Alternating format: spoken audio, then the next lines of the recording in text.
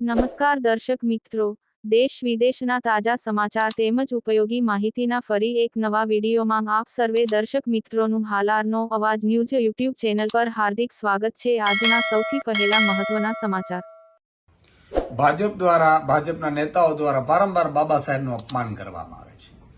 તમે વિચાર કરો, સંસદમાં જે નેતાશ્રીએ હમણાં નિવેદન કર્યું બાબા સાહેબને લઈને, એટલે એમના પ્રત્યે જે ભાવનાઓ છે એ ભાવનાઓ બહાર આવી ગઈ। પણ એમને એ ખબર હોવી જોઈએ કે અત્યારે તમે સંસદમાં ઊંચી કોલર રાખીને બોલો છો, અત્યારે સંસદમાં કે તમે જો હોદ્દો ધરાવો છો એ બાબા સાહેબને દુઆ કરે। પણ દુઃખની ઘટના આજે ભાજપના રાજ ગુજરાતમાં બની છે। ગુજરાતમાં આજે બાબા સાહેબની પ્રતિમાને ખંડિત કરવામાં આવી છે, તોડવામાં આવી છે। આ કૃત્ય કોણે કર્યું છે? કોના ઈશારે કર્યું છે? બાબા સાહેબની મૂર્તિ ખંડિત કરીને તમે કોના ઠેસ પહોંચાડવા માંગો છો? તમે શું સાબિત કરવા માંગો છો? અને ગુજરાતમાં પાછું ભાજપના રાજમાં એ દુઃખદ ઘટના છે।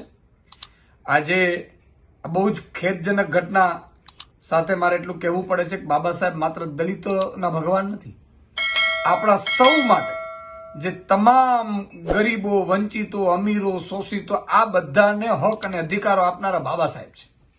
એના કારણે તમે હું અત્યારે ઊંચી કોલર લઈ અને લોકશાહીમાં આપણે જીવી રહ્યા છીએ। આજે તમામ મુદ્દાઓ આપણે ઉઠાવી શકીએ છીએ, બોલી શકીએ છીએ, બાબા સાહેબને દુઆ કરે। ત્યારે બાબા સાહેબને મૂર્તિને ખંડિત કરનાર જે પણ આરોપીઓ હોય, એ ભાજપના રાજમાં આવી ઘટનાઓ ઘટી રહી છે, એ દુઃખદ છે। એ જે પણ આરોપીઓ હોય, તમે સામાન્ય ચોરનો પણ જુલુસ કાઢો છો, આવા આરોપીઓને પણ સરાજાહેર જુલુસ કાઢવામાં આવે અને એને કડકમાં કડક સજા કરવામાં આવે કે જેથી કરીને બીજા કોઈ પણ, ન માત્ર બાબા સાહેબ પણ કોઈ પણ મહાનુભાવોની મૂર્તિઓને ખંડિત કરવાનો કોઈ વિચાર પણ ન કરે। જય હિન્દ, જય ભારત।